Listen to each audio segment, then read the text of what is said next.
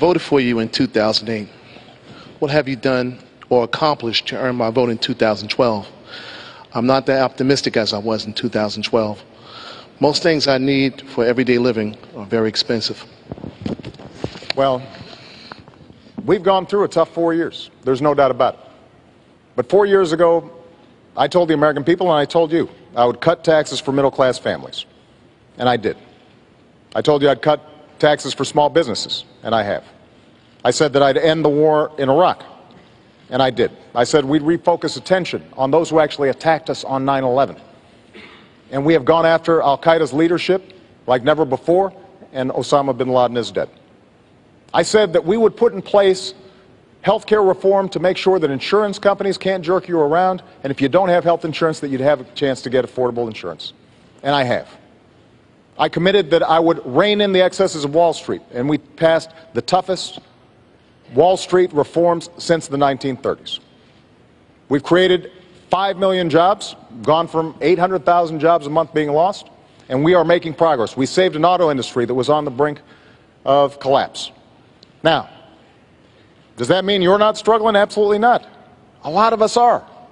And that's why the plan that I've put forward for manufacturing and education and reducing our deficit in a sensible way, using the savings from ending wars to rebuild America and putting people back to work, making sure that we are controlling our own energy, but not just the energy of today, but also the energy of the future. All those things will make a difference. So the point is, the commitments I've made, I've kept. And those that I haven't been able to keep, it's not for lack of trying, and we're going to get it done in a second term. But you should pay attention to this campaign because Governor Romney has made some commitments as well. And I suspect he'll keep those too. You know, when members of the Republican Congress say we're going to sign a no-tax pledge so that we don't ask a dime from millionaires and billionaires to reduce our deficit so we can still invest in education and helping kids go to college, he said, me too. When they said, we're going to cut Planned Parenthood funding, he said, me too. When he said, we're going to repeal Obamacare, first thing I'm going to do, despite the fact that it's the same health care plan that he passed in Massachusetts and is working well, he said, me too. That is not the kind of leadership that you need, but you should expect that those are promises he's going to keep. Mr. And President, the choice in this election is going to be whose promises are going to be more likely to help you in your life, make sure your kids can go to college, make sure that you are getting a good paying job, making sure that Medicare and Social Security will be there for you. Thank you. Governor. I think you know better. I think you know that these last 4 years haven't been so good as the President just described, and that you don't feel like you're confident that the next 4 years are going to be much better either. I can tell you that if you were to elect President Obama, you know what you're going to get. You're going to get a repeat of the last 4 years. We just can't afford 4 more years like the last 4 years.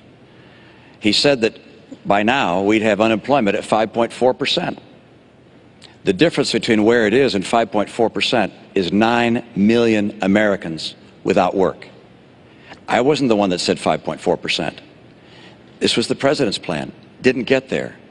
He said he would have by now put forward a plan to reform Medicare and Social Security because he pointed out they're on the road to bankruptcy. He would reform them.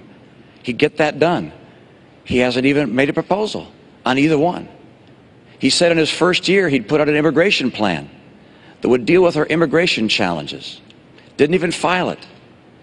This is a president who has not been able to do what he said he'd do. He said that he'd cut in half the deficit. He hasn't done that either. In fact, he doubled it. He said that by now middle-income families would have a reduction in their health insurance premiums by $2,500 a year. It's gone up by $2,500 a year. And if Obamacare is passed or implemented, it's already been passed, if it's implemented fully, it'll be another $2,500 on top. The middle class is getting crushed under the policies of a president who has not understood what it takes to get the economy working again. He keeps saying, look, I've created 5 million jobs. That's after losing 5 million jobs. The entire record is such that the unemployment has not been reduced in this country.